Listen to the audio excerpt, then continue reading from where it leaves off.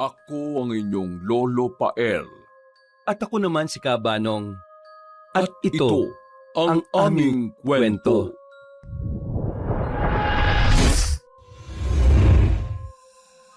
Tahimik ang gabi at tanging huni ng mga kuliglig at kaluskos na mga dahon sa likod ng barong-barong ang naririnig ni Aling Harya. Nasa sahig ang pamangkin niyang si Roque. Maimbing ang tulog habang nakayakap sa lumang backpack na kaisa-isang gamit na dadalhin nila sa pagtakas. Hinagod ng ginang ang buhok ng 13 gulang niyang pamangkin. Napabuntong hininga siya dahil alam niya sa sarili na hindi tama ang ganung pangangatawan para sa edad ng lalaki. Payat yun at laging may lungkot sa mga mata. Hindi man masabi pero alam ni Aling Harya na kasalanan niya rin kung bakit ganon ang pangangatawan ni Roque. Siya ang nagdala sa pamangkin niya sa impernong buhay nila ngayon. Matapos siyang makipagrelasyon kay Mang Junior na malahalimaw pala ang totoong pag-uugali. Habang inihimas ang buhok ng kaawa-awang pamangkin na katatapos lang saktan ng kanyang kinakasama, ay inayos niya ang kumot nito. Roque, kaunting tiis na lang, pamangkin. Makakalaya rin tayo sa impyernong lugar na ito. Pagkadaka ay bumalikwas siya sa pagkakaupo at dumungaw sa maliit na siwang ng dingding. Tiyempo na wala pa si Junior. Madalas kasi ay nalalasing yon sa kabilang baryo at umuuwi ng madaling araw. May bahid ng dugo ang kamiseta at may bagong pilat sa muka. Ngayong gabi na ang pagkakataon namin. Hindi na kami pwedeng manatili pa rito. Nagtago siya ng ilang gamit sa ilalim ng kamang kawayan kasama ang kaunting bigas, isang lata ng sardinas, 2 bote ng tubig at ilang barya. Wala siyang dinala na kahit anong dokumento dahil hindi mahalaga yon sa ngayon. Ang mahalaga para sa kanya ay makalayo sila ni Roque sa lugar na yon. Wala na nga siyang sinayang na oras. Ginising niya ang nahihimbing na batang lalaki. Pupungas-pungas yung bumangon habang punong-puno ng pagtataka. Tiya, bakit niyo po ako ginising?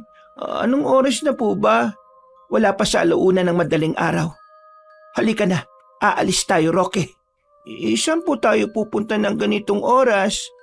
Aalis na tayo sa impyerno habang wala pa yung demonyo. Tumango ang binatilyo kahit nanginginig at kaagad nilang binitbit ang mga dapat dalhin. Bago pa dumating si Mang Junior. Makalipas ang ilang minuto, bitbit ang backpack ay dahan-dahang lumabas ang magtiya sa likuran ng bahay. Dumaan sila sa likod ng mga kasagingan. Sa likod bahay ng mga kapitbahay na mga tulog pa. Ilang hakbang pa ay narating na nila ang kalsadang lupang dinaraanan ng truck ng maggugulay na si Mang Jun tuwing 3:30 ng madaling araw. Ito ang regular na biyahe ng Ginoo para ihatid ang mga gulay sa palengke ng syudad. Diyan na lang tayo mag-aabang, Roque. Kapag dumaan ang truck ni Mang Jun, tatimingan natin. Kaya maging alisto ka dahil doon tayo sasakay. Aakyat po ba tayo ng palim sa sasakyan ni Mang Jun? Oo. Tandaan mo na wala siyang kailangang malaman. Basta makalayo lang tayo sa lugar na ito. Mapapanatag na ang loob ko. Saan naman po tayo pupunta? Kahit saan, pamangkin. Nanahimik na sila pareho habang ang ginang ay nagpapalinga-linga sa paligid. Kinakabahan kasi ang ginang na baka maabutan sila ni Mang Junior sa lugar na yon.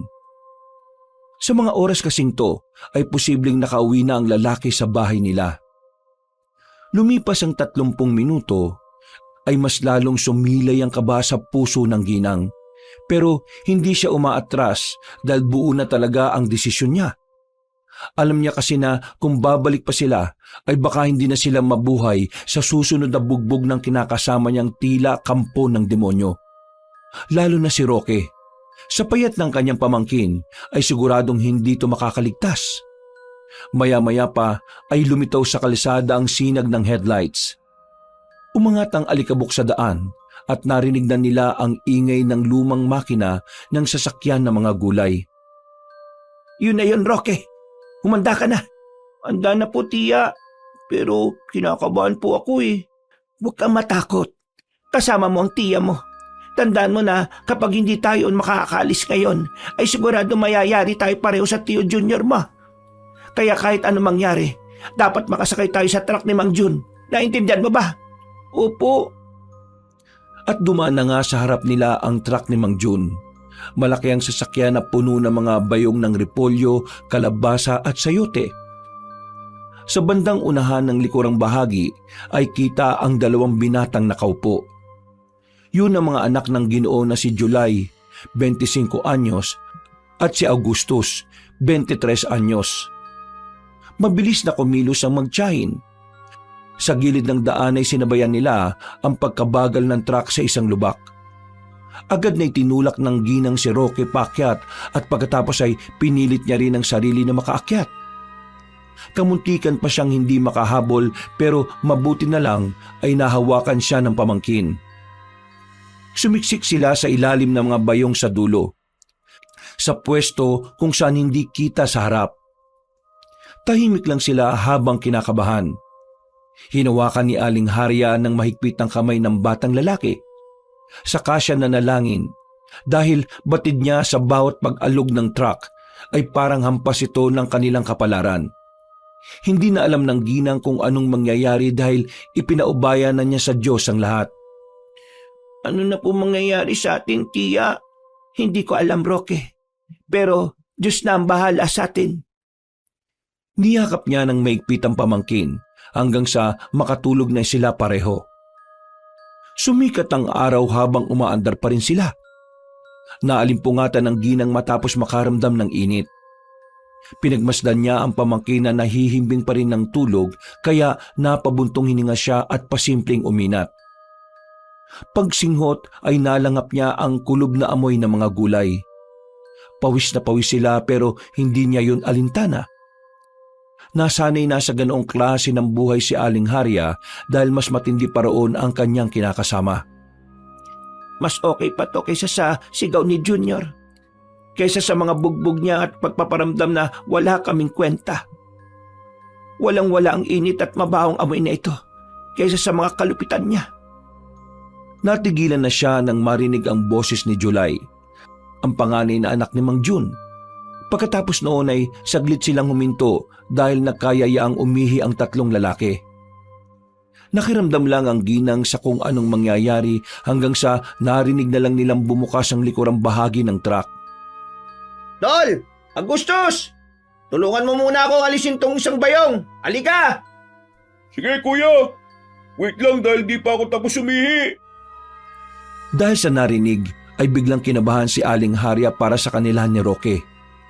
Isiniksik pa niya ang katawan nila ng pamangkin pero sa loob ng ilang segundo, pagkuha kasi ng magkapatid na July at Augusto sa 2 bayong, ay nabuyangyang na ang magtiya. Uy! Ano to? O, Aling Harya? Pasensya na, July at Agustus. Wala na kasi kaming ibang malalapitan. Pakiusap, huwag mo kaming pabababain ni Roque. Kapag naabutan kami ni Junior, alam mo naman kung anong sasapitin namin. Napakamot ng ulo ang 2 binata at ang mapansin ni Mang Jun na parang ang tagal na ng anak niya sa likuran ay bumaba siya at nakita nga rin ang magtiya na nakasiksik sa isang sulok. Anak, anong ginagawa niyo riyan? Hindi ba't... Jun, naglayas na kami ng pamangking ko. Tumakas na kami sa demonyong yon. Alam niyo naman, di ba? Sasaktan na naman sana kami ni Junior kagabi. Hindi ko na kaya at awang-awa na ako rito sa bata. Pakiusap. Dadamay mo pa ako sa problema niyo mag-asawa eh. Naku naman Harya Paano kung magtanong ang asawa mo sa akin? Anong sasabihin ko ron? Huwag mo na lang sabihing sumabay kami sa inyo.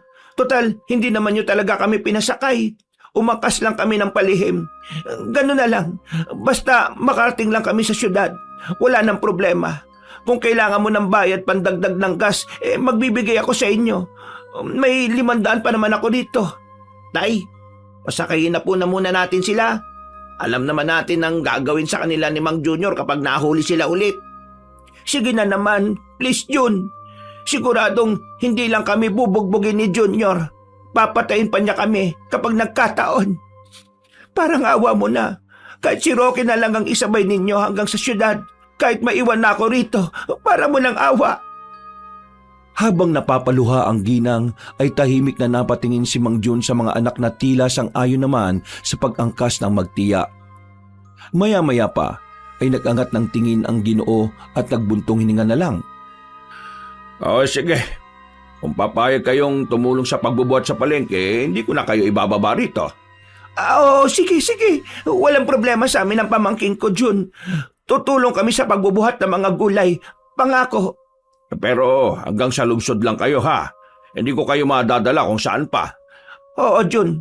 Kami na ang bahala sa sarili namin pagdating doon. Maraming salamat talaga. Utang ko ang buhay namin ni Rocky sa iyo.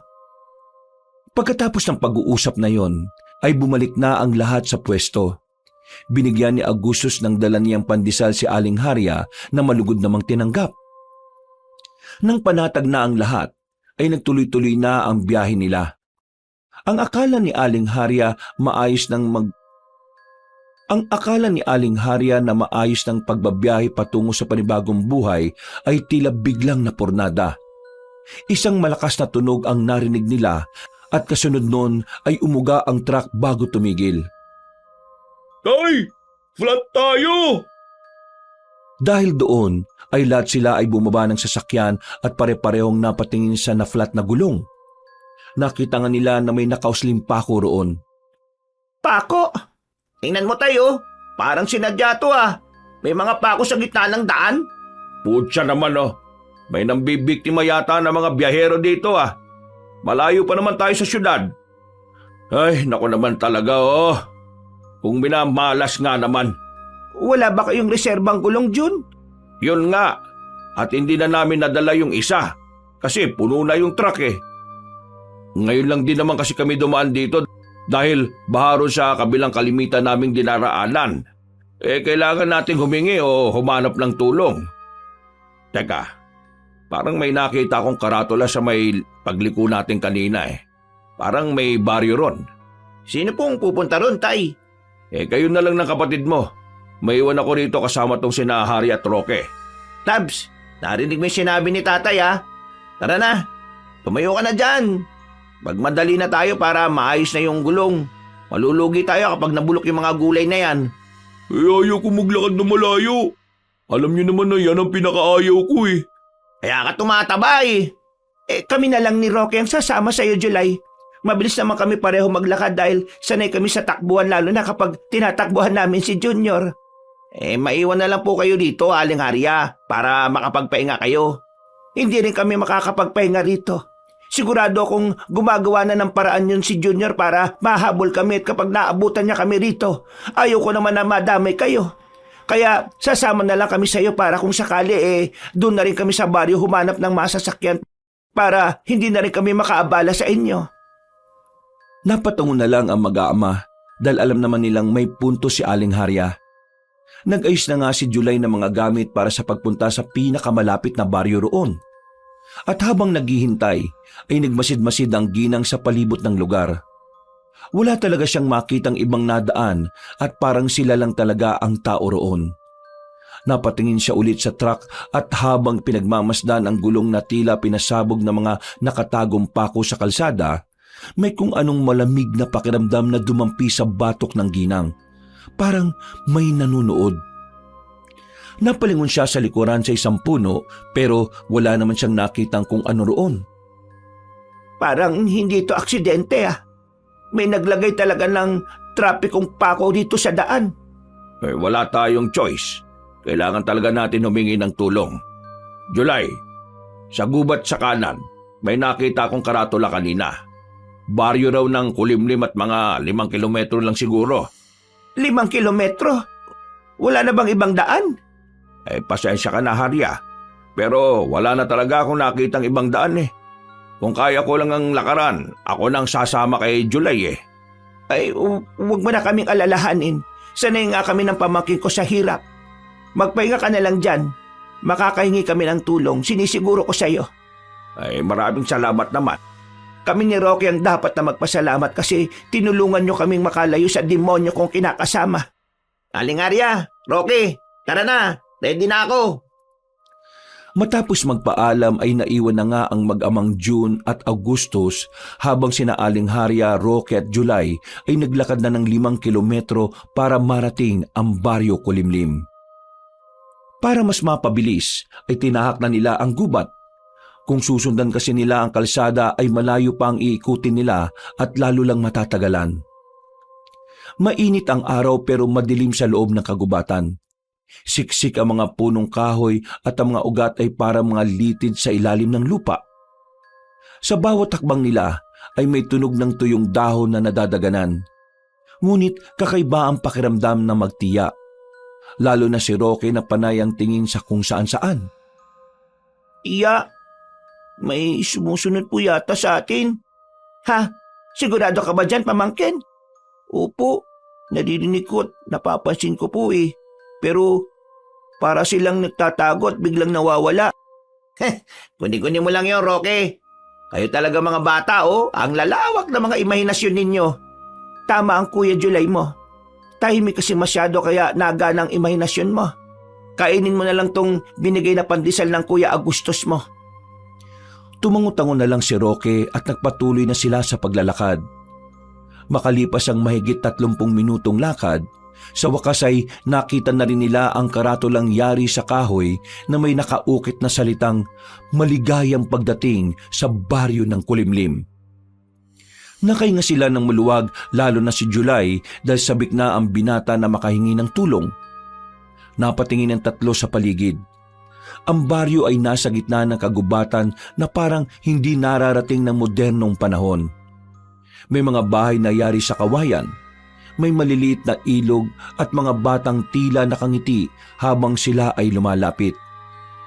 Napansin ni Aling Harya na tila may kakaiba sa mga ngiti ng mga matatandang sumalubong sa kanila. Halatang hindi natural at merong itinatagong lihim. Pagpasok nila sa arkong kahoy ay isang matandang lalaki ang unang lumapit sa kanila. Matangkad siya, payat at puting-puti ang buhok, pero tuwid ang tindig. May suot siyang pulang bandana at hawak ang isang baston na may ukit ng ahas. Aba, mga bisita. Ako nga pala si Tatang Ambo. Kayo ba'y naliligaw? Hindi naman po kami naliligaw, Tatang. Naflatan po kami ng gulong dahil may mga pakong nakaharang sa daan eh. Baka may makatulong sa amin dito sa baryo.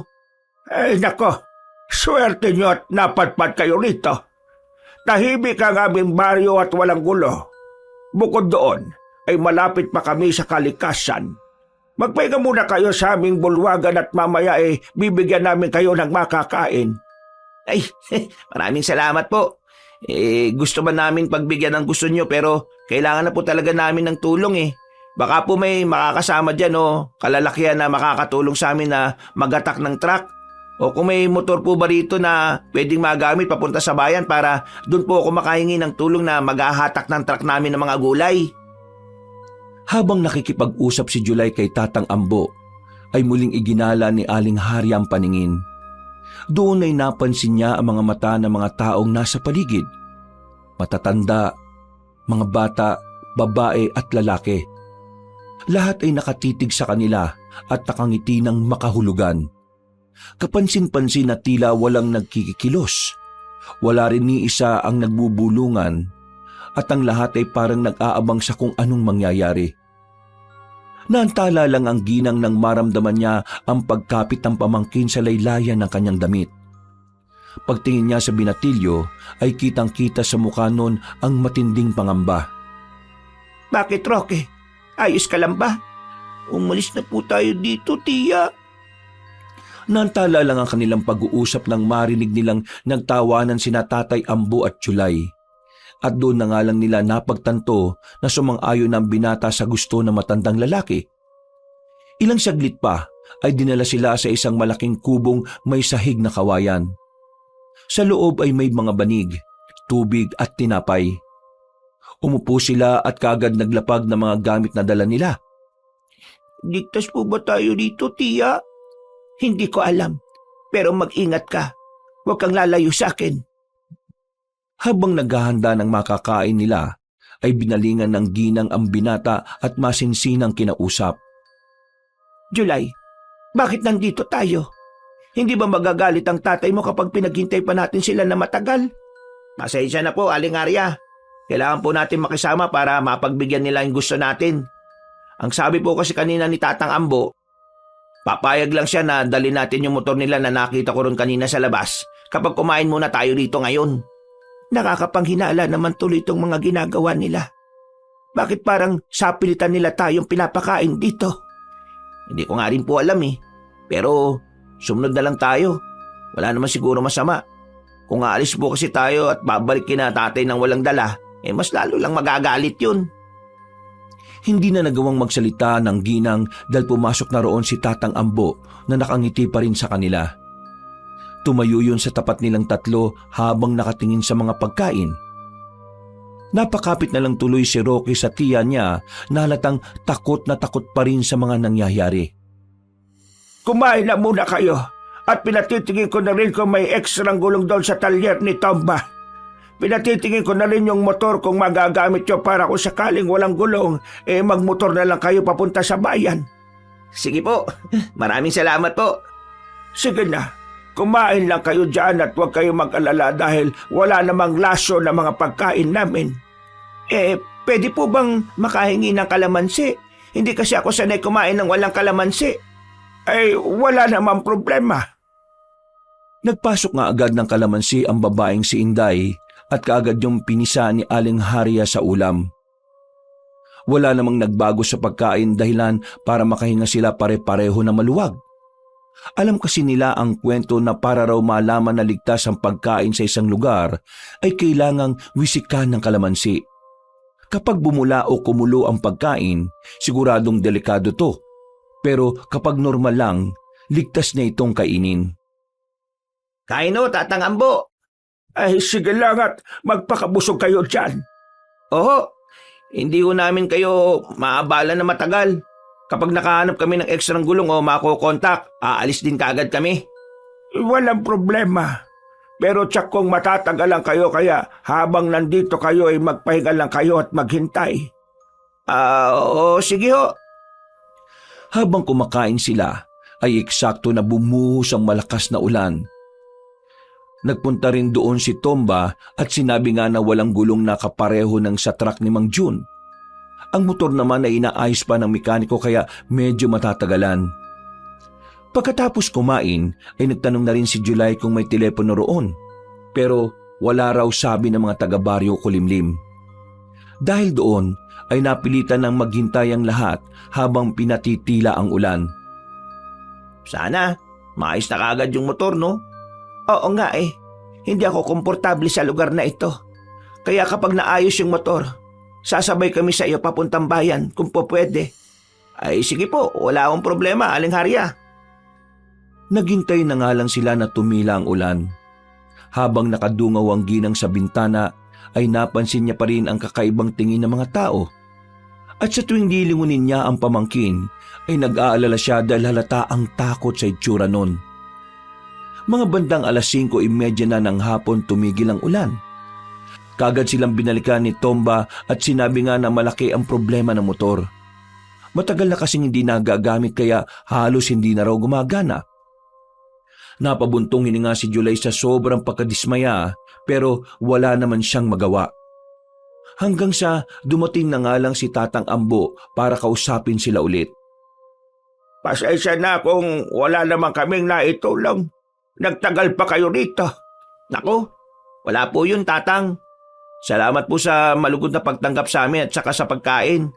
Sige po, babalik na lang po siguro kami sa truck kasi nag-aalala na rin yung tatay ko at kapatid ko sigurado. Baka nagugutom na rin yung mga yun. Kaunti lang kasi yung pagkain natira dun eh. Aabutin na naman kayo ng 3 oras niyan kapag naglakad kayo at baka umulan pa. Bakit hindi nyo na lang ipagpabukas ang pagpunta roon para ipasama ko mga pamangking kong sina Idoy at Dudong, pati na rin sila Tomba at yung iba pang pwedeng makatulong. Magpapadala rin ako ng makakain. Po? Talaga po? Oo.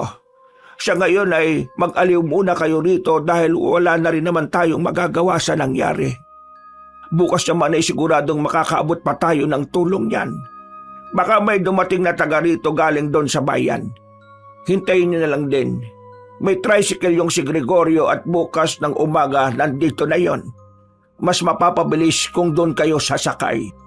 Hindi po ba nakakaya kung dito kami makikitulog sa inyo? Nako, huwag kayong mahiya dahil sabi ka mga tao rito sa bisita. Kapag may bisita kami, bukas ang lahat ng bahay para sa bisita. Kaya kahit saan kayo matulog ay po pwede. Ganun po pala. Nako, saka tiyempo rin ang dating nyo. May handaan mamaya sa plaza kaya pwede kayong makisalo. Handaan? Ano pong okasyon? Buwan ng Ani. Ginagawa to para sa mga bagong biyaya sa mga baryo. Nakatinginan na lang sina Aling Harya at July habang si Roque naman ay takot pa rin ang nararamdaman. Hindi talaga komportable ang batang lalaki sa lugar na yon.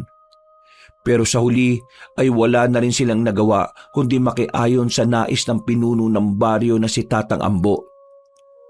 Tahimik na ang gabi pero hindi mapakali ang pakiramdam ni Aling Harya katulad ng kanyang pamangkin.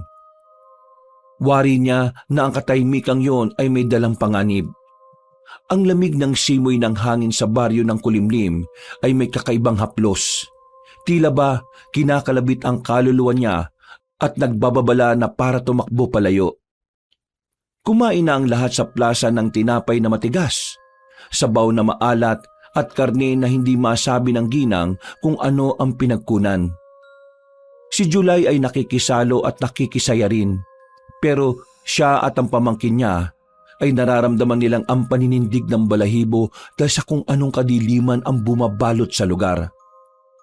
Maya-maya pa, habang nakakainan ng lahat sa plaza, ay lumapit si Roque sa kanyang tiya. Katulad kanina ay kita pa rin ang takot sa mukha ng binatilyo. O Roque, saan ka ba nang galing? Kanina pa kita'y nahanap.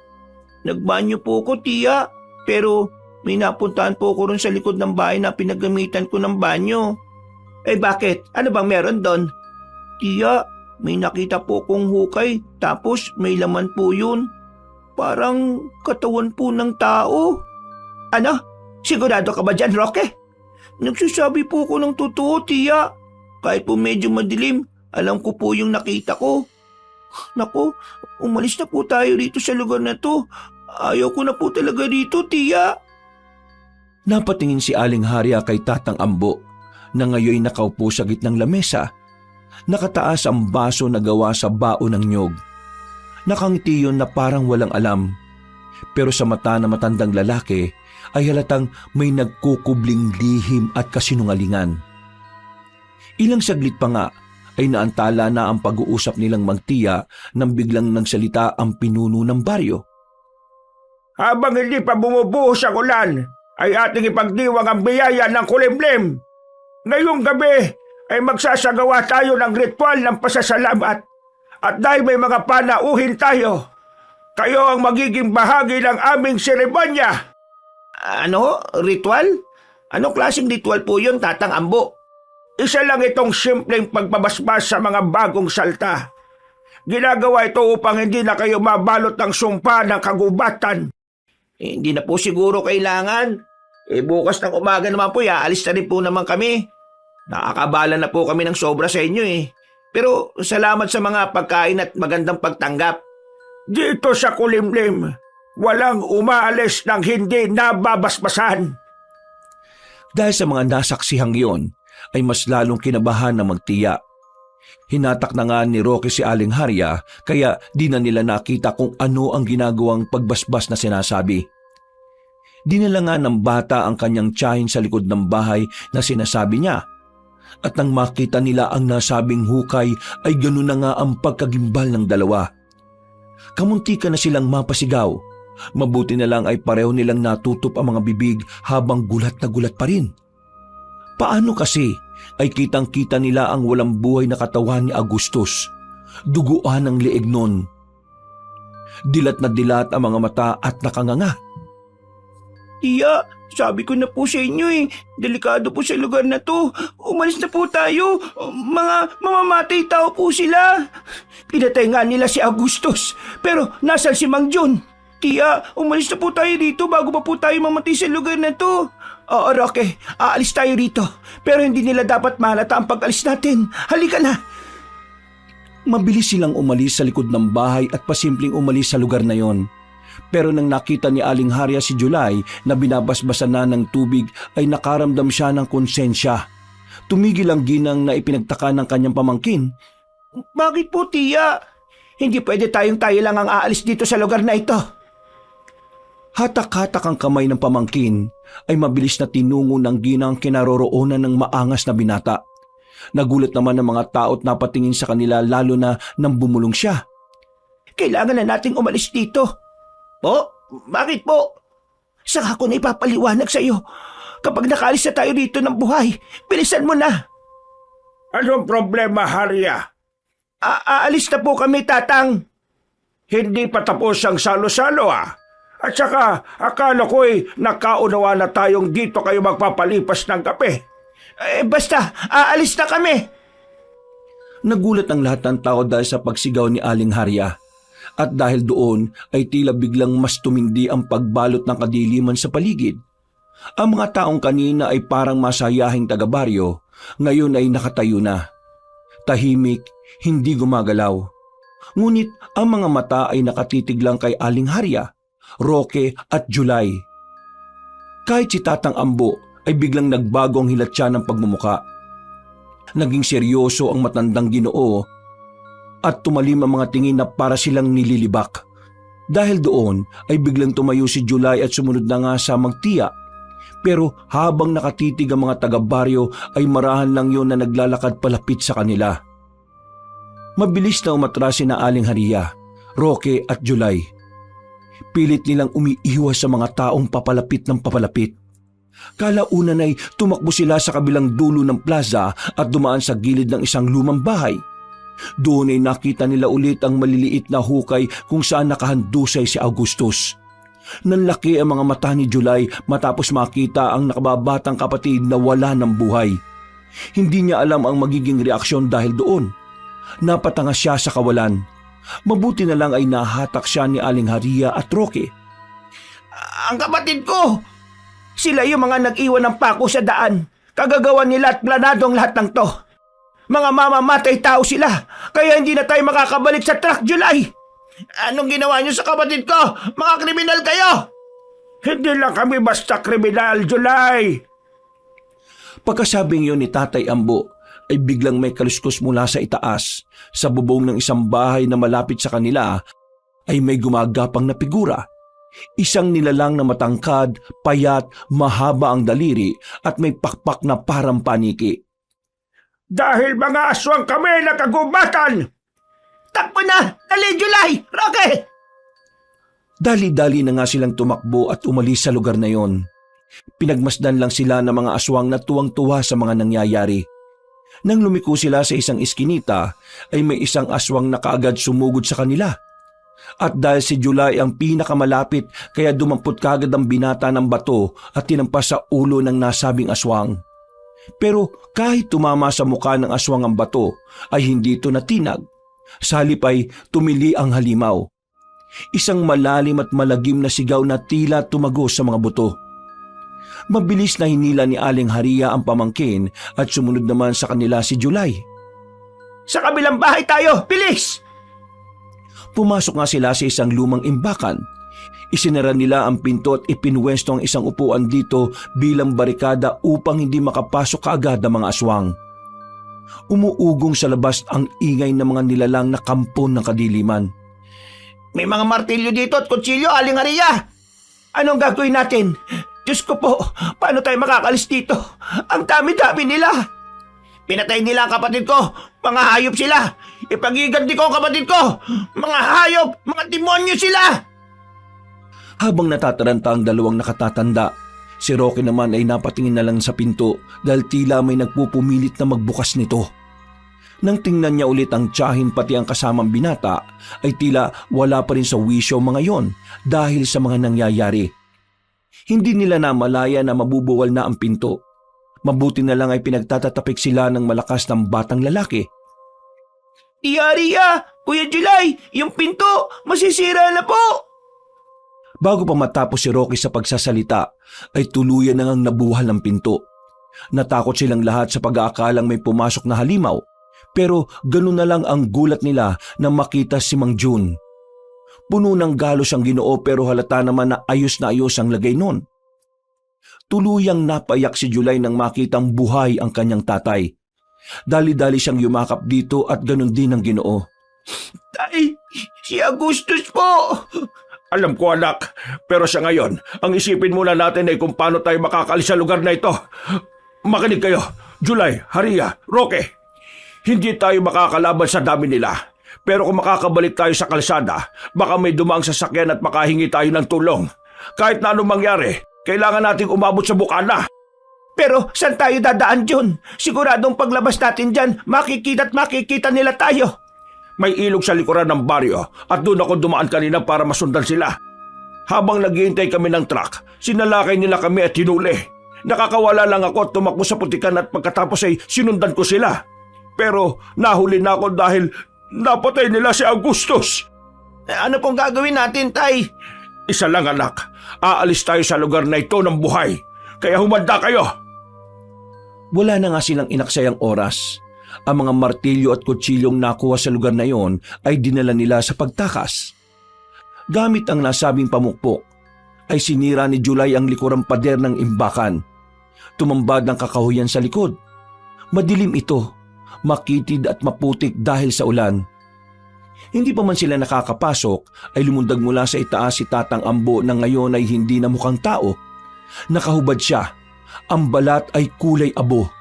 May malalalim na sugat na tila hindi gumagaling at ang mga mata niya ay pulang-pula na parang nagliliyab. Walang makakalis mula sa kulimlim! Hindi mo kami mapipigilan! Nagpambuno ang dalawa habang sina Aling Haria, Roque at July ay gumawa ng paraan para makalusot sa dalawang naglalaban. Nang makalampas na sila, ay bumalik si July para tulungan ng kanyang tatay. Sinamantala ng binata ang pagkakataon. Tinaga niya ang binti ni Tatang Ambo at pagkatapos ay sinaksak niya yon sa tagiliran kaya napaatras. Umangil ang pinunong aswang at umalulong na parang nagtatawag pa ng mga kasama. Pero natigilan na yon dahil sinipa siya sa mukha ni Mang Jun na halatang galit na galit. Humandusay ang pinuno ng aswang at nang tutuluyan na siya ni Mang Jun ay sa kanila narinig ang iba pang pag-ungol ng mga aswang. Halata na palapit na ang mga yon. Tay, tara na po! Baka dumating na yung iba at hindi na tayo makaalis pa! Kapag hindi mo ako pinatay ngayon, kahit saan ka magpunta, susundan kita! Kapag nahuli ko kayo, pahirapan ko muna sa harap mo bago patayin ang anak mong yan! Isang malutong na suntok ang tumama sa mukha ni Tatang Ambo. Pagkatapos noon ay umalis na sila sa lugar na yon. Tumakbo sila hanggang sa makalusot sa kagubatan. At ilang saglit pa ay naaninag na rin nila ang ilog. Tumakbo pa sila palusot at kahit madulas at madilim ay di nila alintana ang mga ito. Nagpatuloy sila sa pagtakbo na parang walang bukas. Mula sa hindi kalayuan ay naririnig pa rin nila ang ingay ng mga aswang na parabang nagkakasiyahan sa paghahanap sa kanila. Nagpatuloy ang pagtahak nila sa gilid ng ilog. Pinilit nilang habulin ng daloy patungo sa bukas na daan. At sa wakas ay nakakita na rin sila ng ilaw mula sa isang paparating na tricycle. Ligtas na tayo! May tricycle na! Huwag tayong lalapit sa tricycle na yan! Bakit naman? Mas matutulungan tayo ng taong sakay niyan. July, naalala mo ba ang sinabi ni Tatang Ambo na yung isa sa mga taga-baryo Kulimlim ay may tricycle? Tinawag pa nga niyang Gregorio ang lalaking yon. Malamang, yan yung taong yon. At kung taga-baryo Kulimlim siya, isa rin siyang aswang. Hindi pa man natatapos ang babae sa pagsasalita, ay nakita na nga nilang nagpalit na ng anyo ang nagmamaneho ng nasabing tricycle. Kumingap-singap yon sa kawalan kaya umaksyon kagad si Mang Jun. Kumuha siya ng mga putik at isa-isang nilagyan ng mga kasama bago mahinang nagsalita.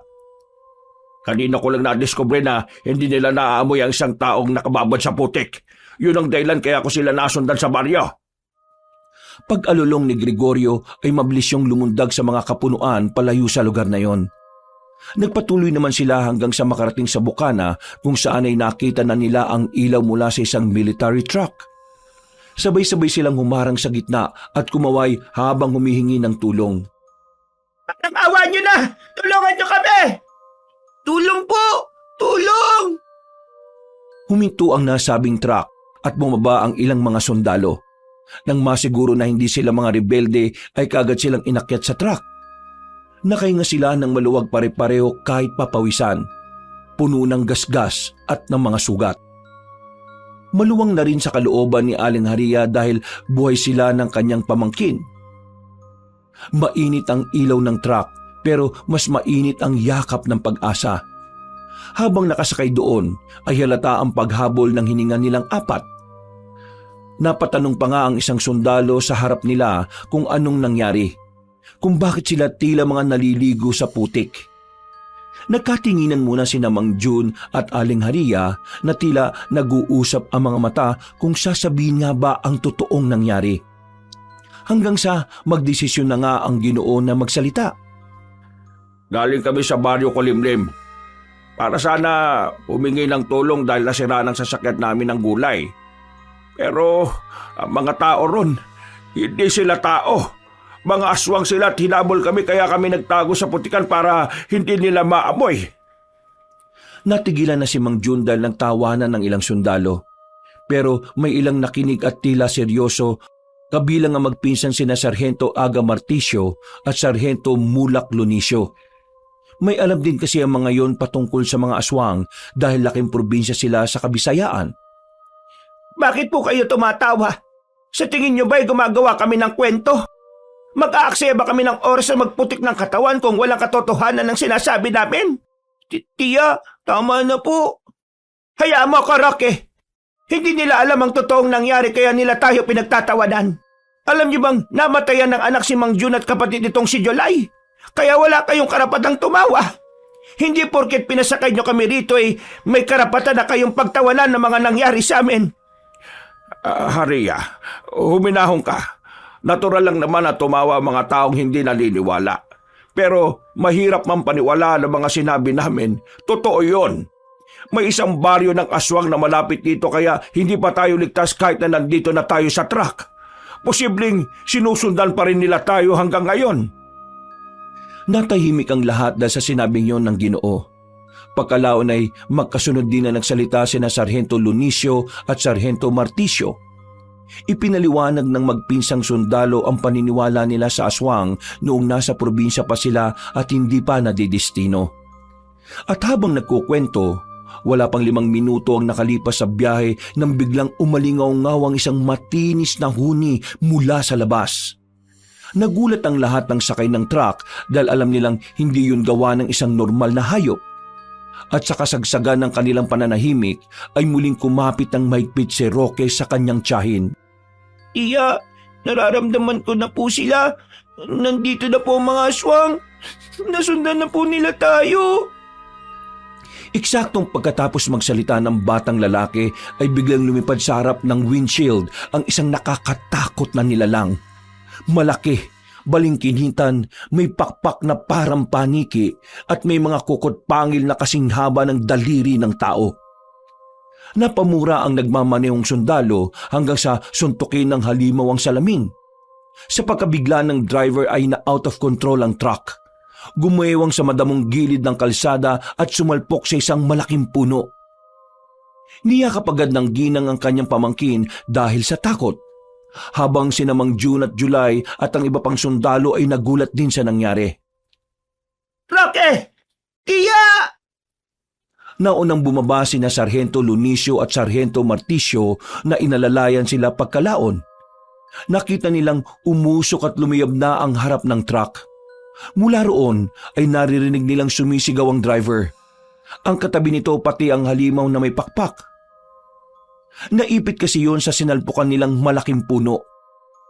Ang ilang sundalo nilang kasama na kaninang nagtatawanan ay hindi ngayon makapaniwala pagkakita sa aswang na may pakpak. Tiya, paparating na po yung ibang aswang. Umalis na po tayo rito. Huwag ka mag-alala, Roque. Aalis tayo sa lugar na ito. Tila lumindol ang paligid. Gumalaw ang mga punong parang may dumadaang demonyo.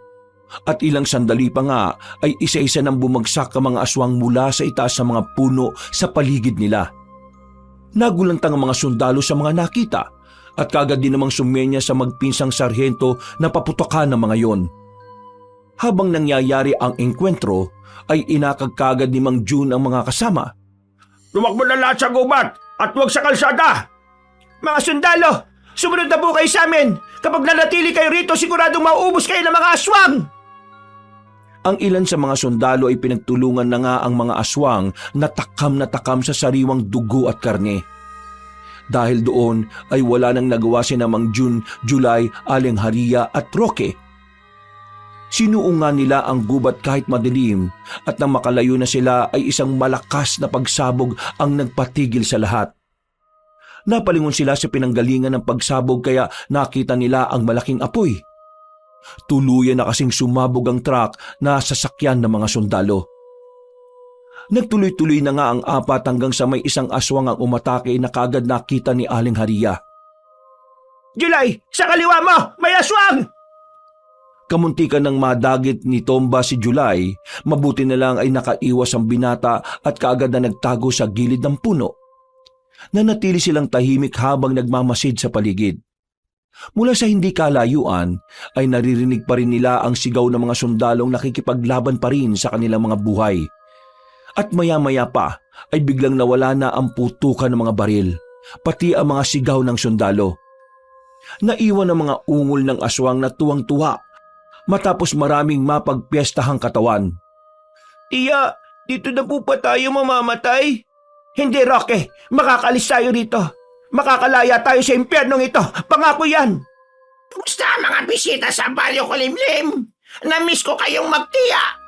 Ngayon ay katapusan nyo na dahil babalik kayo sa baryo na wakwak ang mga tiyan at ubos ang dugo. Ah!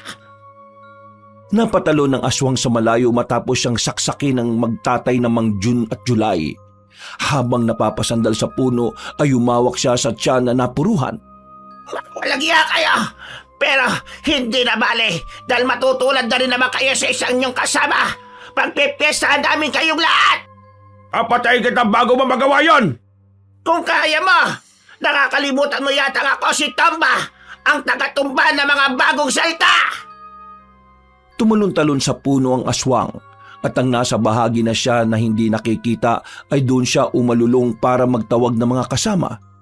Subalit bago pa matapos yon ay magkakasunod na putok na ng baril ang umulan sa kanya. Lumagpak siya sa lupa sa harapan mismo ni Mang Jose at July na naggulat din. Butas-butas ang katawan ng aswang na unti-unting bumabalik sa anyong tao. Pagkalaon ay nawalan na yon ng buhay. Saka naman sumulpot ang magpinsang sundalo na sina Sargento Lunicio at Sargento Marticio. At ayon sa dalawa ay hindi basta-basta bala ang ginagamit nila sa aswang kundi pangontrang tingga.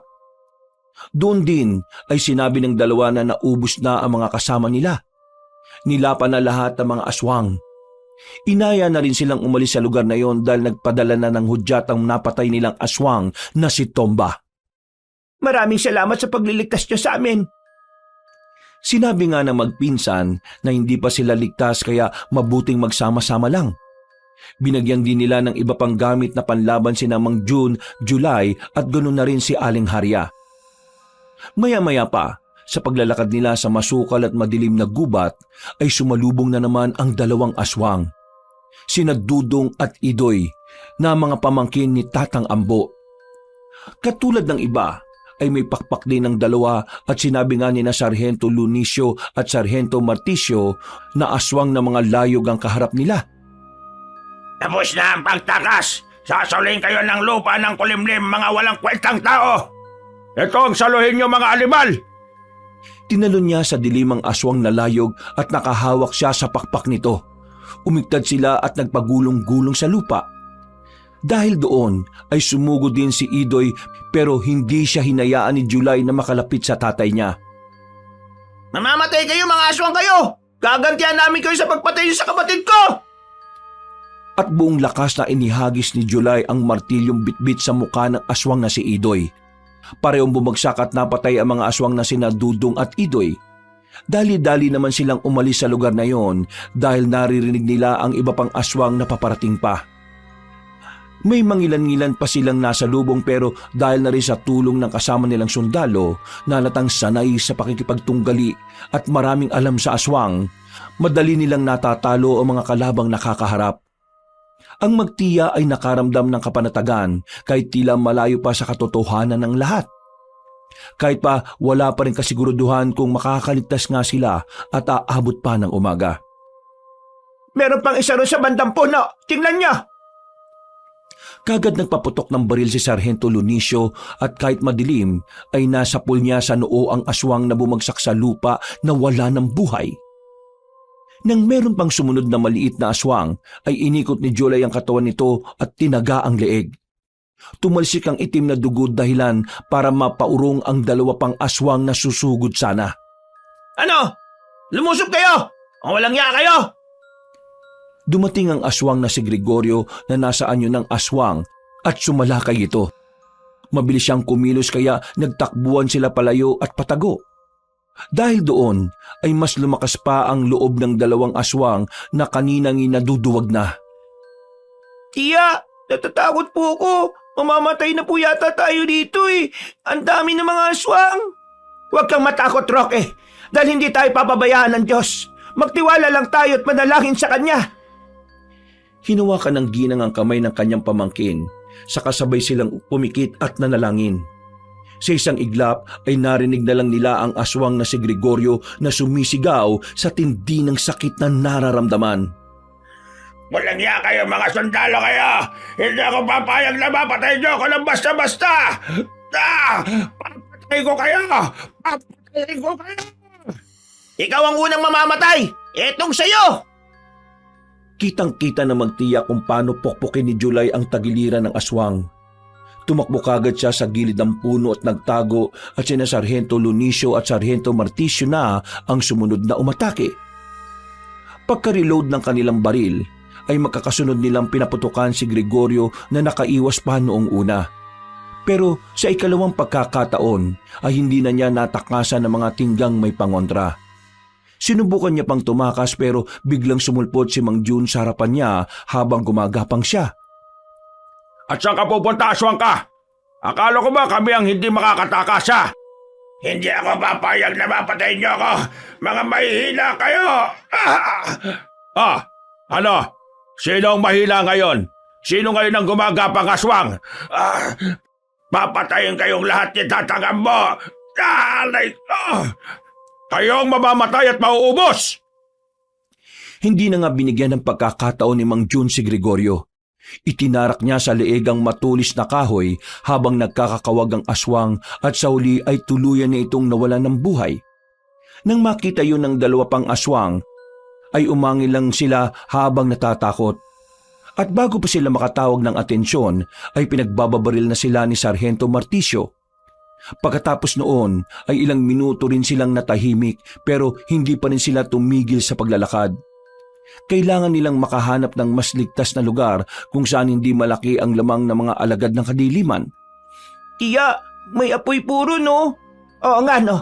Mga kasama, may nakita kaming apoy sa banda roon sa kaliwa. Napatingin ang lahat sa direksyon na tinuturo na magtiyahin. Nang makita nila ang mahinang apoy mula sa hindi kalayuan, ay nagdesisyon silang puntahan yon. Subalit, ayon sa magpinsang sundalo na kasama nila, ay maging alerto sa paligid sapagkat baka posibleng may mga aswang pa rin sa paligid. At habang binabaybay nga nila ang daan papunta roon, hindi nga nagkamali ang dalawang sarhento. Nakarinig sila ng mga kaluskos hanggang sa may mga aswang na namang nagsulputan mula sa kung saan. Parang hindi sila nauubos. Ang dami nila. Huwag kang panginaan ng loob, anak. Makakalis tayo sa lugar na ito.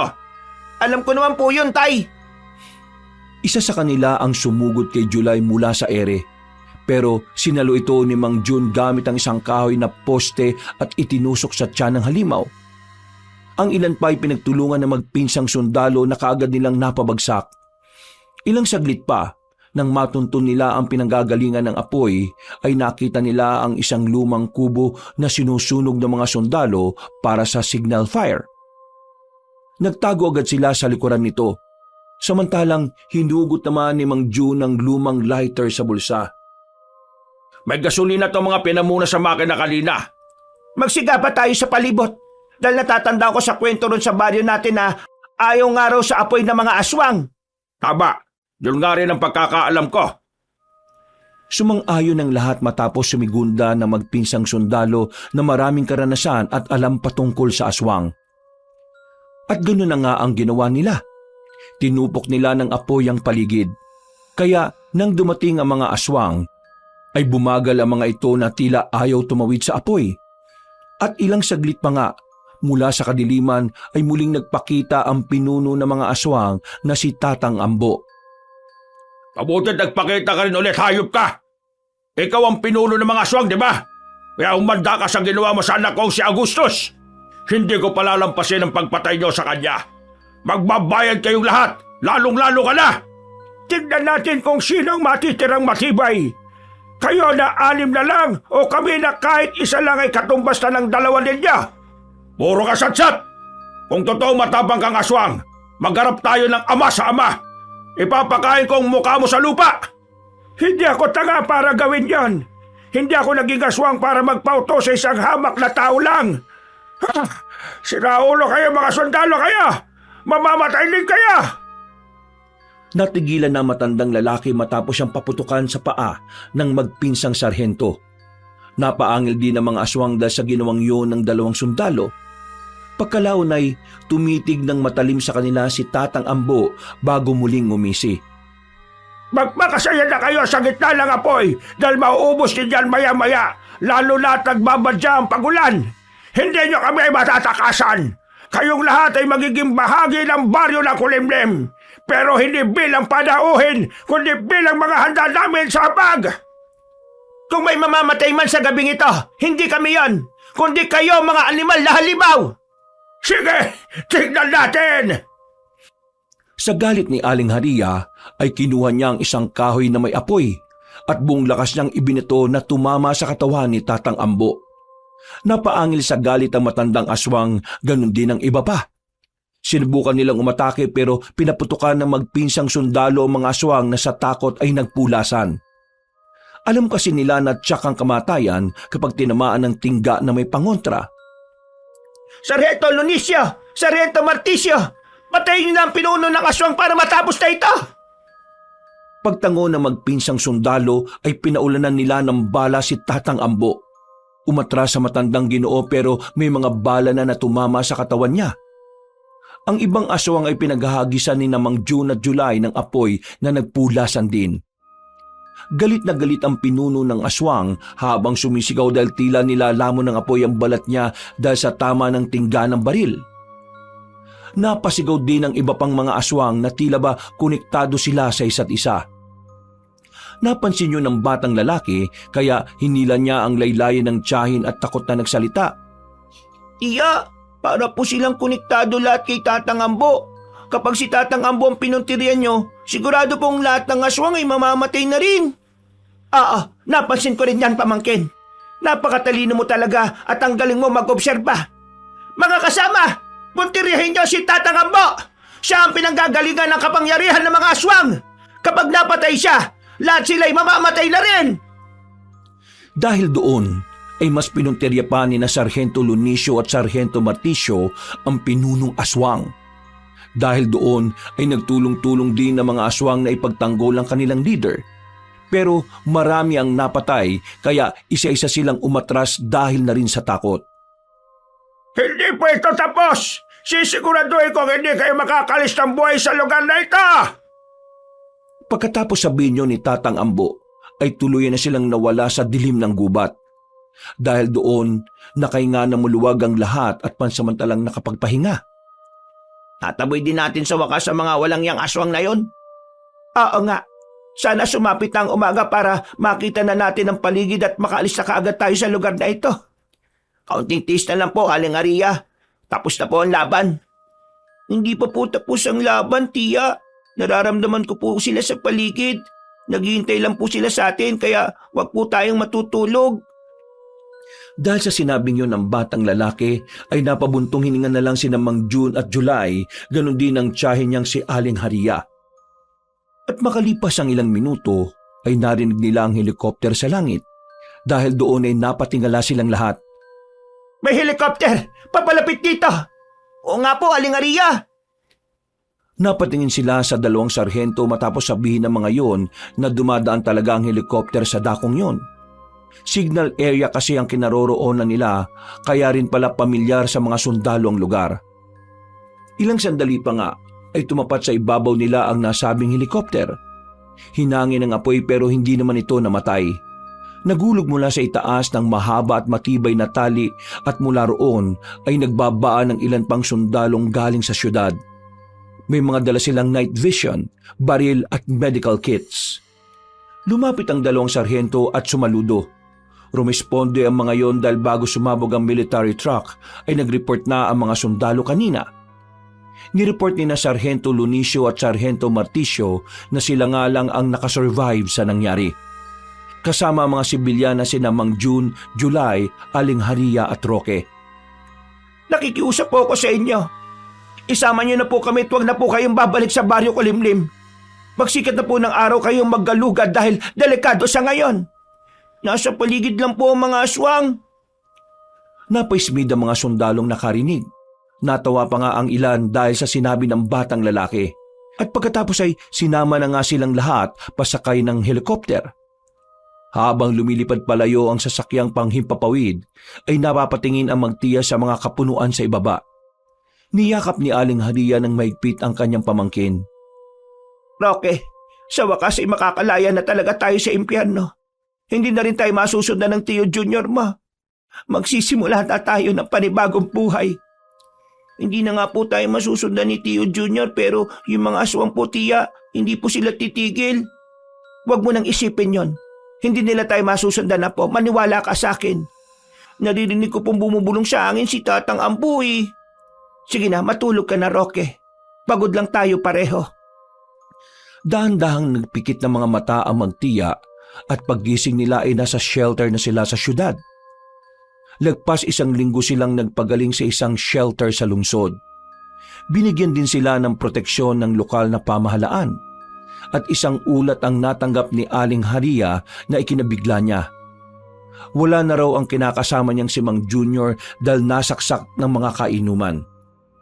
Wala na rin daw ang baryo ng Kulimlim. Ayon sa mga sundalo ay pinagsusunog ng mga otoridad ang nasabing lugar at inilibing sa ulat bilang aksidente ng sunog sa kagubatan. Nabawi rin ang truck ng mga gulay na mag-amang June at July, pero hindi naman nabawi ang katawan ni Agustus. Sinasabi kasing kasama na raw itong natupok sa baryo ng Kulimlim. Makalipas ang ilang pang-araw ay lumabas na ang mag-chain sa shelter ng militar. Nabigyan din sila ng panimula ng mga taga roon matapos malaman ang kanilang kwento. Mang June, July, mag-iingat kayo ha. Maraming salamat sa tulong ninyo sa amin ng pamangkin ko.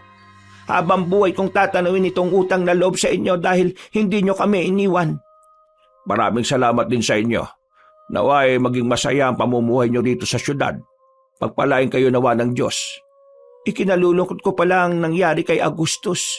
Alam kong kung nasan man siya ngayon. Siguradong ginagabayan niya kayong magtatay. Oo, alam ko naman yon. Sige po, mag-iingat po kayo, Aling Haria. At ikaw, Roque, huwag mong paiinitin ang ulo ng tiya mo ha. Huwag kang maging pasaway ha. Opo, Kuya July. Sana nga po, makita po tayo ulit, Mang June at Kuya July. Tutulong po ako sa inyo kapag nakita ko kayo ulit dito sa lugar na ito. Sige, asahan ko yan ha. Alam niyo naman kung anong araw kami nagpupunta dito para mag-angkat ng mga gulay. Sige po. Ay, siya nga pala. Kailan ba ulit yung balik ng operasyon ninyo? Sa susunod na linggo na. Ang plano ko nga sana sa susunod pang buwan pero nagre-reklamo na yung mga suki namin dahil mas mahal at mas pangit daw sa inaangkat nila ngayon. Marami na silang napag-usapan at pagkatapos noon ay nagpaalam na nga ang mag-amang June at July. Umuwi naman na sina Aling Haria at Roque sa inuupahan nilang bahay na malapit lang sa simbahan. Nang hapong yon, Habang abala ang ginang sa pagluluto ng makakain nila para sa hapunan, napatingin naman si Roque sa bintana at tinanaw ang labas. Nagsimula ng kumuti-kutitap ang mga ilaw dahil palubog na rin ang araw. Maya-maya pa ay biglang umihip ang hangin at nang dumampi yun sa batang lalaki ay tila may hatid yung nakakakilabot na babala. Napayakap si Roque sa sarili habang patuloy ang pagmamasid sa paligid. Hanggang sa may mapansin siyang mga tila malalaking ibon na lumilipad-lipad mula sa hindi kalayuan. Ibon ba yun? Natigilan na siya at muling nangilabot matapos marinig ang tila ay binubulong ng hangin. Ang boses ni Tatang Ambo ay tila nag-i-echo sa kanyang utak. Hindi niyo kami matatakasan! Kahit saan kayo magpunta, ay masusundan at masusundan namin kaya! Nanginig ang kalamnan ni Roque kaya dali-dali niyang isinara ang bintana. Napansin naman yon ni Aling Haria kaya habang nagluluto ay tumingin yun sa kanya. Bakit mo kagad isinara yung bintana, Roque? Tiya! Bakit? Buhay pa po si Tatang Ambo. Narinig ko yung boses niya na bumubulong sa hangin. Nandito po siya sa syudad. Hindi pa man natatapos ni Roque ang pagsasalita ay nakarinig na sila ng kalabog sa bubungan. Dahil doon ay patakbo siyang lumapit sa tiyahin at yumakap. Sabay silang napatingin sa bubungan dahil nagpatuloy ang pagkalabog doon na parang may naglalakad na may mabibigat na paa. Iya, nandito na po siya. Nagbalik na po siya. Diyos ka pa! Habang nagyayakapan at nakatingin sa itaas, ay mabilis ang sumunod na pangyayari. Nasira ang bubungan nila matapos lumundag ng kung anong nilalang doon. Tumalsik ang magtiya sa bandang pintuan ng kusina. Pagdilat ng mga mata nila ay ganoon na lang ang gulat nila nang makita ang nakakatakot na nilalang. May malapaniking pakpak, may itim at makinis na balat. Mahabang mga kuko at matatalim na mga ngipin at pangil.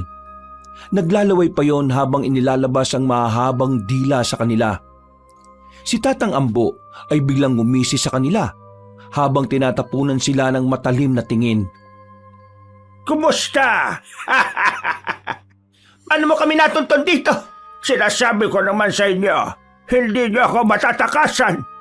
Pagkatapos ko sa inyong magtiya, ang magtatay naman na yun ang isusunod ko, pati yung mga walang yang sundalo. Si Raulo kang bata ka! Bakit mo akong binato ng pigurin? Nagsasalita pa ako! Wala kang galang sa nakatatanda! Dubayan mo na kami!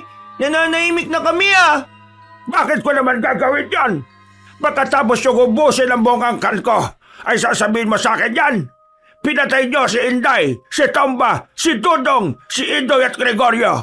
Kaya naman, iisa-isain ko rin kayong lahat. Kayong sumalakay sa amin! Pinagtanggol lang naman namin ang sarili namin Manahimik kang palasagot na bata! Tandaan mo to! Nagkamali kayo ng ginawa. Dapat ako ang pinuntirya nyo. At inunang mapatay dahil kaya ko ulit pagparami ng lahi sa maiksing panahon lang. At sisimulan ko yon sa inyong magtiya. Gagawin ko kayong mga kampon ko! Hindi ako papayag na mangyari yan! Matapos na tumayo ang ginang ay walang kaabog-abog niyang itinulak si Roque palabas ng kusina. Pagkatapos noon ay kinuha niya ang bote ng alkohol at inihagis yon sa aswang. Pagkatapos noon ay sumugod siya at pinuntirya ang gasol ng kalan. Natumba ito at mabilis na sumirit ang gas.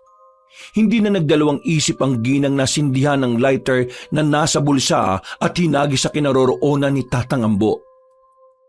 Akala mo ba'y basta-basta lang ako matatablan ng ganyang alkohol? Hindi na nakapagsalita ang matandang aswang dahil sa malakas na pagsabog.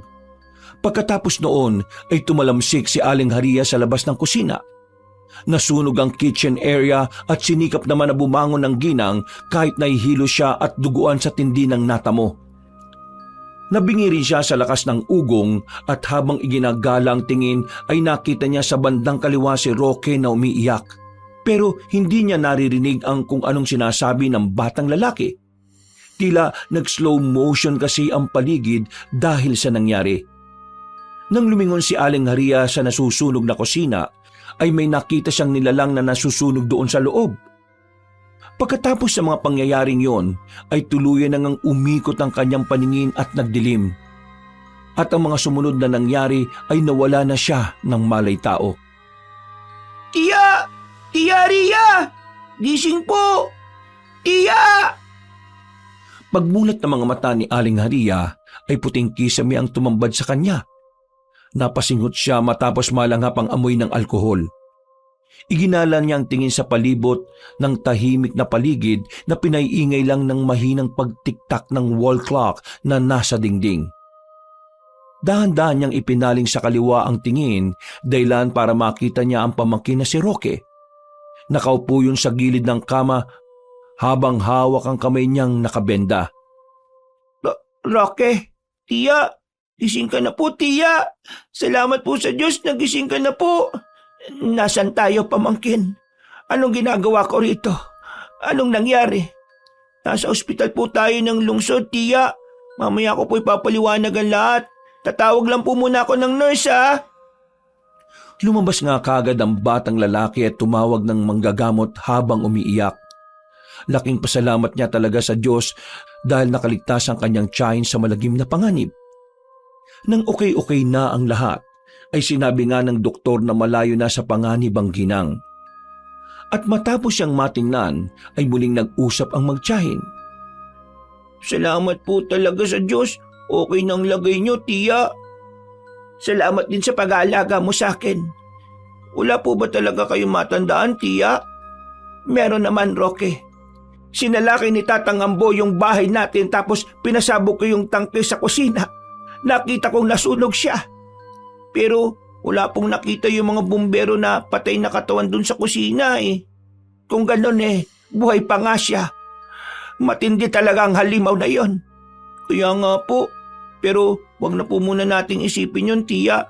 Basta po, nagpapasalamat ako sa Diyos na ligtas po kayo. Pero hanggang kailan kaya matatapos to? Siguradong hindi tayo titigilan ni Tatang Ambo. Kaya nga po kaya humingi ako ulit ng tulong sa kanila. Eksaktong pagkasabi noon ng batang lalaki ay pumasok sina Mang June, July, kasunod ang magpinsang sundalo na sina Sargento Lunicio at Sargento Marticio. Hindi alam ni Aling Haria kung ano ang mararamdaman niya. Naghalo ang luha at tuwa sa kanyang puso matapos makita ang mga taong tumulong sa kanilang magtiya. Kagad inabot ng Ginoo ang dala niyang prutas na nilagay naman ni Roque sa isang gilid. Kumusta, Ria? Salamat at gising ka na. Ang akala namin, Huwag ka mag-alala, Jun. Dahil hindi ako bibitiw. Hindi ako pwedeng basa-basa iwan ng pamangking ko dahil nangako ko sa kapatid kong si Harry na aalagaan ko hanggang paglaki ang anak niyang si Roque. mabuti naman kung ganon. Gusto ko lang sabihin sa iyo, Haria, na malakas ka. Hindi lahat ng babae kayang gawin ang ginawa mo. At ikaw naman, Roque, hindi lahat ng bata ay kayang ipaglaban ang tiyahin nila ng ganon. Salamat. Nabalitaan namin sa pamangkin mo ang nangyari, na muli kayong sinalakay ni Tatang Ambo. At ayon nga sa mga bumbero na nag-apula ng sunog sa bahay nyo walang ibang katawan silang nakitang nasusunog. Ang ibig sabihin lang nun Buhay pa rin ang demonyong aswang. Nagbabala siya sa amin. Sinabi niyang gaganti siya at iisa-isay niya tayo. Bukod doon sinabi niya rin na gagawin niya tayong kagaya niya. Aalipinin niya tayo sa sumpa ng pagiging aswang. Kaya nga kami naparito. Nakausap na kami ni Sargento Lunicio at Sargento Marticio at handa silang tumulong ulit sa ating kasama ang ilang sundalo. Ang tanong ay kung maniniwala ba ang mga ibang sundalo sa atin? Sa pagkakatanda ko tinawanan nila tayo matapos kong sabihin ang totoong nangyari. Ipinaliwanag ng magpinsang sarhento na ang isasama nilang mga sundalo ay katulad din nilang naniniwala sa mga hindi pangkaraniwang bagay. Kung ganon, ano ang gagawin natin para matapos na ang lahat ng ito? Nagsasawa na rin akong tumakas ng tumakas. Panahon na siguro para tayo naman ang lumusob sa walang hiyang aswang na iyon para matuldukan na ang kasamaan niya. Kapag nakalabas ka na rito, magsisimula na tayong kumilos. Kaya magpagaling ka kaagad, Haria. Hindi mo na kami uuwi ni July sa baryo para tapusin ang misyon na ito. Pagkatapos ng seryosong pag-uusap na yon, ay pansamantala na ngang nagpaalam sina Mang June, July, Sargento Lunicio at Sargento Marticio. Nagpasalamat ulit ang Mag-Chine sa tulong ng mga yon at makalipas ang ilang araw, paglabas ni Aling Haria sa ospital ay humanap na sila ulit ng bagong matutuluyang bahay. Sa kabutihang palad ay merong kaagad silang nahanap na malapit naman sa pamilihan. Biyernes ng hapon ay nakatipo na ulit sila sa bahay ng magtiya. Tinalaki nila kung paano tuluyang mapapatay si Tatang Ambo. At sa tulong ng ibang kakilala ng dalawang sarhento ay natuntun nga nila ang kinaroroonan ng nasabing aswang. Makinig kayo mga kasama. Unang-una sa lahat ay nagpapasalamat ako sa Diyos dahil pinahintulutan ako at tinayaan ni Sargento Lunicio at Sargento Marticio na manguna sa operasyong ito. Kahit na sila ang mas may karanasan kaysa sa akin at ganon din ang mga sundalong kasama natin. Tumahimik ang paligid at seryosong nakinig ang lahat sa Ginoo. Ngayong gabi na ito ay nalaman na natin ang pinagtataguan ni Tatang Ambo. Doon siya sa bukiling nasa dulo ng lungsod at ginagamit niyang lugar na iyon para mambiktima ng mga inosenteng tao. Ngayong gabi na ito ay sasalakayin natin siya. Kung dati siya ang lumulusob, ngayon naman ay siya ang lulusobin natin. Siguradong masosurpresa siya sa gagawin natin. Naintindihan niyo ba ako mga kasama? Oo, naintindihan namin. At katulad ng plano, ipapain natin ikaw, Haria. Sisiguraduhin nating mahuhulog siya sa patibong. Palilibutan natin ang lugar at para hindi niya tayo maramdaman ay magbabalot tayo ng putik na may katas ng bulok ng mga dahon. Sa tulong ni na Sargento Lunicio at Sargento Marticio ay mas magiging mabisa mga yon dahil sa kaalaman nila sa ganitong bagay.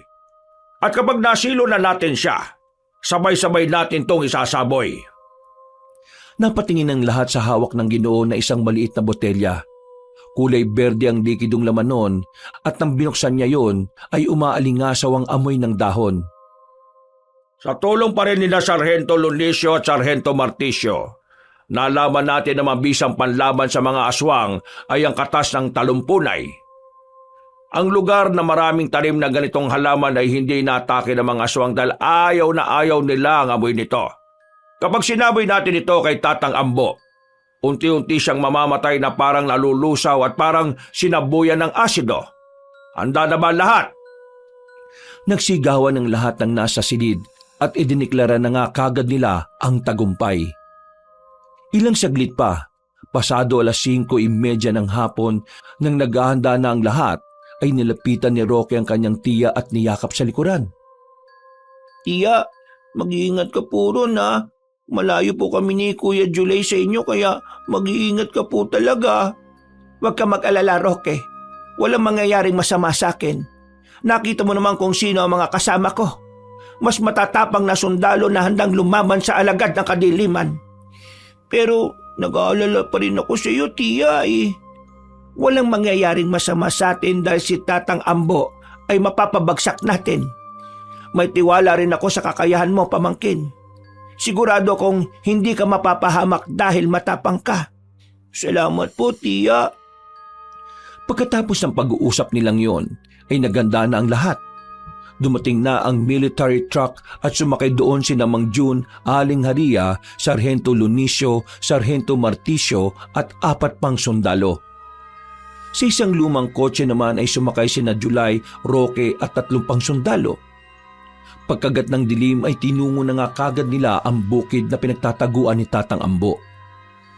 Makalipas ang higit 20 minutos ay narating na nila ang nasabing lugar. Sa bukana pa lang ay ramdam na nila ang kakaibang simoy ng hangin. Lalo na si Roque na kabisadong amoy at pakiramdam ng paligid kapag may nagbabadyang hindi maganda. Kaya habang nasa truck ay narinig ni Aling Haria ang pagradyo mula sa sinasakyan ng kanyang pamangkin.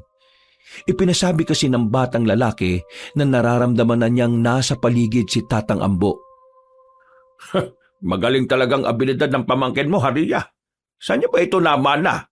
Palagay ko ay sa kapatid kong si Harry, ang tatay ni Roque. Noong mga bata pa kami, tanda ko na madalas din na kapag may kakaibang pakiramdam ang kapatid ko. Palagi niya yung sinasabi. Sayang at hindi ko rin nakuha ang ganong kakayahan. Hindi mo man nakuha ang ganong klase na kakayahan. May pambihirang tapang ka naman na hindi mapapantayan ng kahit na sino. Kahit pa si Tatang Ambo. Sus, tama na ang pambobola. Maganda na tayo. Matapos silang magngitian, ay sumeryoso na ulit ang lahat. Sumedyas na kasi ang dalawang sundalo sa labas na humalugog sa lumang kamalig. Ayon sa mga yon, ay may nakita silang mga gamit ng tao at nakumpirma nga nila na doon namamalagi ang hinahanap nilang aswang. Matapos yung makumpirma, ay kagad bumaba ng truck sila Aling Haria, Mang Jun, Sargento Lunicio at Sargento Marticio. Naiwan naman ang ibang sundalo para magmatsyag sa paligid hanggang sa isang nakakakilabot na alulong ng aso ang narinig nila mula sa hindi kalayuan. Sinundan nyo ng nakakatakot pang ungol ng kung anong halimaw mula sa lumang kamalig. Maya-maya pa ay nakita nila mula sa mga punong nasa likod nito ang mga ibong tila na bulahaw. Nakarinig na rin sila ng nakabibiging tunog ng pamilyar kina Mang Jun at Aling Haria. Siya na yon. Oo nga, sigurado rin ako dyan. At hindi nga sila nagkamali dahil mula sa hindi kalayuan ay sumulpot na nga si Tatang Ambo, pero hindi na siya nag-iisa dahil higit sa 10 aswang ang nasa likuran niya. Bukod doon ay ibang-iba na ang itsura na matandang Ginoo. Sunog na sunog ang katawan nito matapos ang nangyari kamakailan lang. Aba, nakakabili ba mga tapang na meron kayo? At kayo pa talaga ang sumalakay sa akin? Ha! Mahusay din at natuntun nyo kagad ang kinaroroonan ko. Dapat talaga kayong maging mga alagad ko. Mabuti na lang at nagsama-sama na kayong nagpunta rito. Hindi na ako mahihirapan pa kapag ginawa ko kayong mga aswang. Hindi mangyayari ang gusto mo dahil ikaw ang mapapatay namin dito ngayon din. Ha! Tingnan natin! Tingnan talaga natin! Kaya umanda kang animal ka! Papatayin kita at sisiguraduhin ko sa pagkakataong ito ay hindi ka na mabubuhay! Talaga ba? Gusto ko palang ipakilala sa iyo ang isa sa mga bago kong alagad. Lumabas ka na, Agustus! Nanlaki ang mga mata ni Mang Jun at July nang makita ang biglang pagsulpot ni Agustus. Pero kakaiba na ang itsura ng matabang lalaki dahil lalatang patay na to na tila pinilit na lang pabangunin sa hukay. Ano? Nagulat ka ba, Jun? Dapat ay matuwa ka dahil napili ko ang anak mo na maging alagad ko. Dahil para kapag ginawa ko rin kayong aswang, ay magkakasama-sama na kayo. Kumustahin mo naman ang anak mo nga maranhig? Ang sama mo talagang hinayupa ka. Pagbabayad ka sa ginawa mo. Hindi ko ito palalampasin. Humalakak ng malademonyo si Tatang Ambo at pagkatapos noon ay inutusan na nitong sumalakay ang amaranhig ng si Agustus. Walang pag-aalinlangang sumalakay ang matabang lalaking aswang at nang itutok ng mga sundalo ang kanilang baril ay pumigil si Mang Jun. Nag-request siya sa mga kasama na siya na ang bahala sa aswang na yon. Si July naman, habang nasa lumang sasakyan ay napapayak na lang sa galit kaya hinawakan siya sa kamay ni Roque para mapakalma. Sa uli ay si Mang Jun ang tuluyang kumitil sa buhay ng anak na naging amaranhig. Binaril niya yun sa ulo gamit ang tinggang pangontra aswang. Napalod si Augusto sa tila ba nalulusaw na humandusay sa lupa. Nakakatuwa naman pagmasdan ang muling pagkikita ng mga ama. Ikaw mismo, Jun, ang pumatay sa sarili mong anak. Mamamatay ka na! Dahil sa galit ay sumugod na namang mag-isa ang Ginoo, kaya sumunod na rin ang iba pang mga sundalo. Napapangiting sumenyas naman si Tatang Ambo sa mga bagong alagad na kagad umatake sa mga sundalo. Sila July at Roque naman ay nanatili sa loob ng lumang sasakyan kasama ang 3 mga sundalo habang ang lahat ay nakikipaglaban sa labas. At mabilis nga ang mga sumunod na pangyayari.